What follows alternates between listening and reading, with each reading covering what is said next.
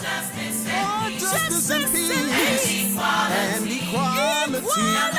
Game Changers Magazine, Game Changers Media Network, Voices of the Village podcast, where change starts with conversation. We're back.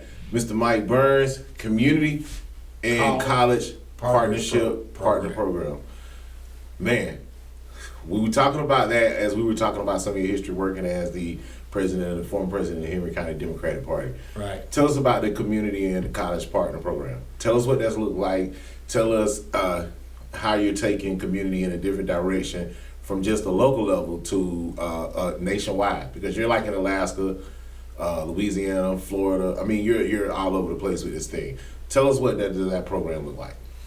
So the mission statement is that we provide pro bono technical assistance to poor and underserved communities based on their self-identified interests, regardless of all other factors. Okay. So we don't look at white, we don't look at black, we don't look at Hispanic, we don't look at Jewish, we don't look at indigenous, we don't look at Democrat, we don't look at Republican, because in our mind and philosophically, our approach is the real division is the distribution of resources, the equitable distribution of resources. Period. Okay. So we help everybody that's poor and underserved that asks for help. So, and it's based on what they say they need help with, not what we say.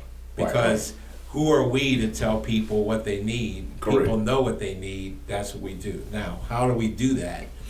We work with colleges and universities across the country, mostly graduate students, some professors, some seniors, and we make this part of their educational requirements. So for seniors, it may be a senior design project. For master's students, it may be a capstone or practicum project. We've had some doctorate students make that, their doctorate effort. For some professors, they incorporate it as part of their classwork. And we take the issue that the community has, we reach out to our network of 80 plus colleges across the country and say, they need assistance with this particular issue. Can you help them? And they'll say yes. We bring them together. We say, community, this is your issue. Yes. School, you say you can help address this issue. Yes. We identify point of contacts for the community and the school. We identify when the school's going to start, when they're going to finish. They have to give a presentation back to the community, a formal presentation at a town hall meeting, so all the citizens get a chance to ask questions. And they deliver the product they put together. It could be a communications plan, a building design, a health impact assessment. They give that product to the community based on what they said they needed help with. And we ask the community, is there anything else? And if they have their issues, we continue to help them. We are not one and done. I was just talking to the mayor of Navassa, North Carolina, a couple weeks ago. We partnered down with the University of North Carolina in Wilmington. At the time they said, they never helped anybody. Right. When I talked to him a couple weeks ago, he said, we were just there 3 days ago talking about what they're going to be doing for us for the spring semester. I said, so you're still working? He said, ever since you put that partnership together, they have provided assistance to us for the last 11 years. So, that's the power of this, and we don't have to get in the way. Once the school establishes relationship, they can continue to work with them. But if they finish with that, if the community still needs help, they can come back to us. The people that we helped in Alaska, they've gotten help from University of Florida in Gainesville. They've gotten help from Alabama A&M in Huntsville. They've gotten help from Georgia Tech in Atlanta. I mean, and what did the help look like in Alaska? Like, what were you guys doing in Alaska? What made the university step forward? Like, what was the crisis happening? Well, there were some significant issues they had. The housing at the village we work with in Alaska is 50 years old. It was built in California, but it was built with no insulation. So you have people living in homes in Alaska that are heated by electricity. Gotcha. With no insulation. Gotcha. Their electrical bill is $850 a month in the wintertime, and we're talking about winter in Alaska. And the median income's like $25,000 a year. Oh, wow. So they're spending a huge chunk of their money just to heat the building, but the houses are in such poor shape that they're still in coats in their own home, and they can only get it to maybe 50 degrees. Oh, wow. So they needed, new housing. They needed to rehabilitate stuff that could be rehabilitated. Turns out the University of Florida's got one of the best housing programs in the country. I talked to the people there. I had a point of contact there. I reached out to them. We talked. I said, I'd love for you to be a partner on this. They agreed to do it. Okay. They spent 3 trips there working with them, helped them put together a grant application to go after a community change grant that was from the EPA. Okay. And they won in collaboration with the university. The tribe won a $20 million grant to build new housing and rehabilitate old housing. Okay. So, we have had, we helped there was a African American who used his life savings to buy a brownfield site in West Philadelphia, Philadelphia, Pennsylvania. Wanted to convert that into an urban farm. One of the challenges he had, the greenhouse that he wanted to build, the electricity was so far from where the building was, he couldn't afford to do that. So we had a school design a solar powered greenhouse for him that allowed him, they actually, not only did they design it, they told him the exact components that were needed, helped identify what was needed, helped put it together for him, and he is using that solar greenhouse now not only to grow vegetables that he shares with the community, but to teach people how to grow vegetables so that they can learn how to be self-sufficient. Oh, wow. Wow. So how are you finding these communities? Do you guys have like a research team like that say, hey, this is the particular community we're going to help? Because not only did you serve Alaska, but I know you served the indigenous people down, I believe, in Louisiana as well, right? Yes. We've helped indigenous people in Alaska, in Louisiana, in New Mexico, and some people in New York. Yes. Okay.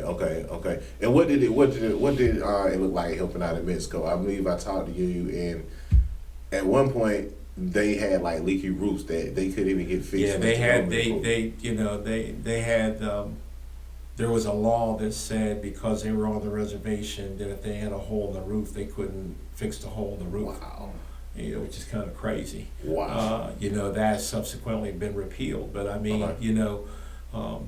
there were a number of projects they were getting ready to put together for them. Okay. But at the time, that was during my transition from the government to my nonprofit. Okay. And one of the deals that the government told me was, they said, you can't work on any projects in your nonprofit that you started with the government. I said, okay, fine. But one project we did complete that I felt really good about was we designed and helped them construct in Farmington, New Mexico, which is way north in Navajo country, designed a makerspace. Okay. But it's not just a makerspace. Okay. It's a 2-part makerspace. One part is technical and one part is mechanical. Okay. So in the mechanical, they'll use 3D printers and other equipment to actually build stuff that they can do, and the other one, they're doing designs and it's more technology and computer driven. Okay. But the problem in Farmington was all the youth were leaving because there was nothing for them there. The makerspace actually gives them the opportunity to take their business ideas, prove that they work, and start their own small businesses there instead of leaving and go somewhere else to do that.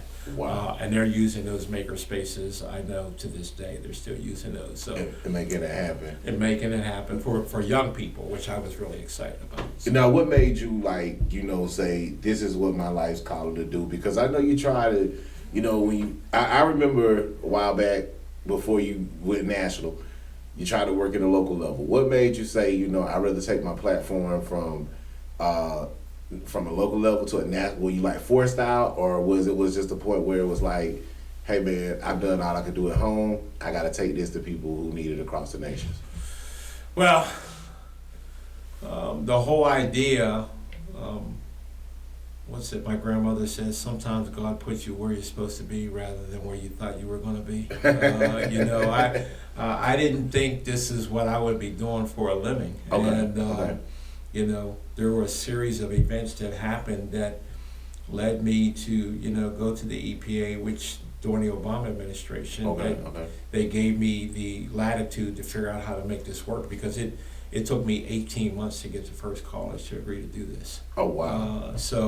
But then we had 4, then we had 14 and 35, then 60. Now we've got 85.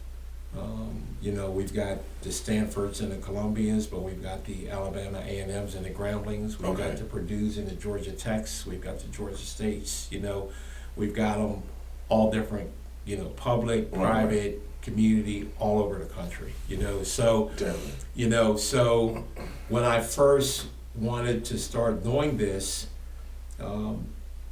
it was important that the school was close to the community, but then COVID came. Okay.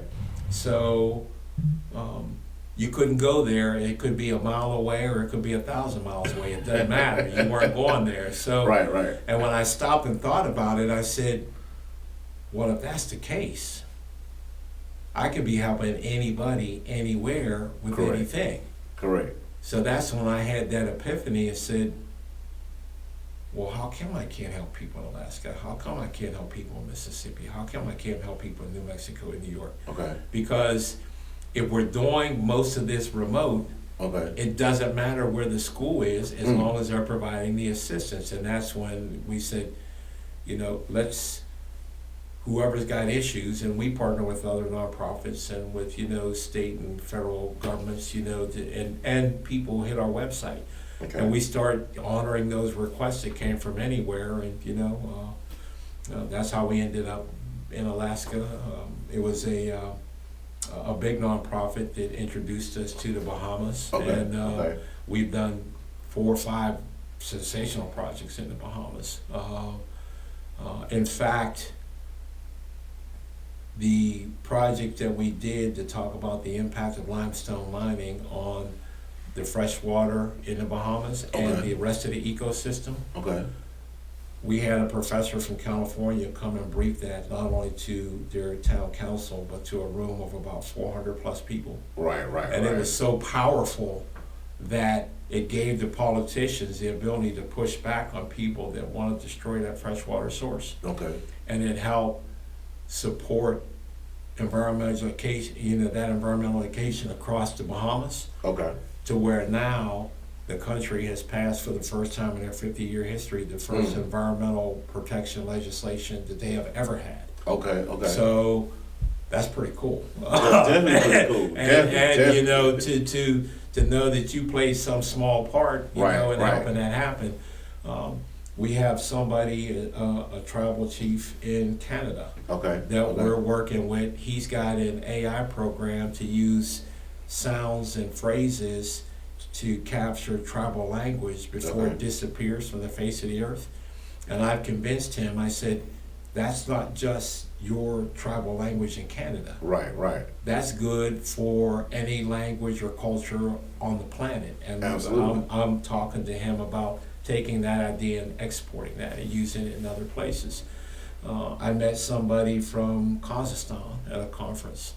I've got a 3-year agreement with the people in Kazakhstan who want me to come there and do some projects there. So, you know, what we have found, Andrell, is that this works anywhere. And it helps anybody. And I'll go where it goes, and I'll take it where people want it to be. And, you know, I'm honored and humbled. To be able to do why was it important for you to partner with colleges? I mean, like, I know you've always been in the education system, and I know you've always been in government. Why was it important to utilize the colleges and the research centers and bring the resources from that direction? Because you had to find a way to provide that assistance to poor communities for free. Because they can't afford to pay for the help, but they need it more than anybody else. So when you can take that need and make the ability to satisfy that need as a part of the educational opportunity or educational program for college students.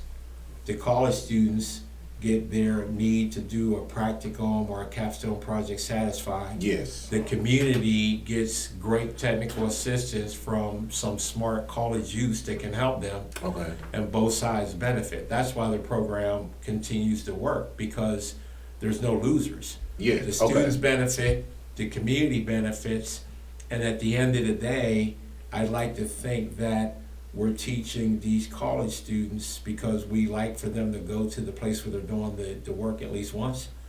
We're teaching these college students, they're not so different from you. They just have less resources. Just less, correct. So, yeah, absolutely correct. So you know, one of the professor from Columbia, his 16-year-old son came. He emailed me 3 months later. He said, "Mr. Burns, I'd really like to do something for the kids in Mississippi," on his own initiative. 17 years old. He got 40 laptops and some production equipment and created an app to make music. Did a fundraiser to raise funds for his plane ticket and hotel. Went to Jackson and taught 20 high schoolers how to use the app and donated the laptops to them. Then went to rural Mississippi, not only donated the laptops and showed them how to use it, but they didn't have production equipment, and he actually got the production equipment so they could actually make music too. Oh, wow. And that was 2 years ago, and to this day, once a month, he calls and see how that's going. Now that's a white kid, son of a college professor at Columbia University, helping underserved black kids in Jackson and rural Mississippi, but they don't see color. Yes. They just see, I can help you, and I'm really happy to do that. And the kids are like happy they look at him as their partner. Right. So if we are helping to lower the barriers between cultures and races and even political parties, that's a good thing, because at the end of the day, we say there's only one race, really. It's the human race. Correct. And we should all be working together to make a difference in the lives for people that need the help the most. And it works because the college kids get this. I got an award from Georgia State University as the Experiential Learning Site of the Year. I didn't get that from the school. I got that from the students. For the students. Yes. Man, awesome. And we're gonna go to another commercial break. We got Mike Burns, community and college partner program. I'm loving it. I'm loving the way you're mobilizing the youth. Based on when I met you back in, I believe it was 2016. Yep.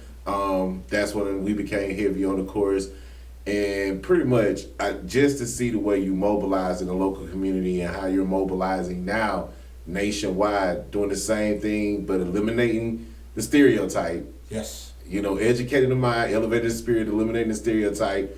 You're doing it in a way where it's helping communities, underserved communities, through college resources who don't have money to pay for, things like just quality of life. Right. You guys stay tuned. Game Changers Magazine, Game Changers Media Network, Voices of the Village podcast, where change starts with conversation. Justice and peace and equality.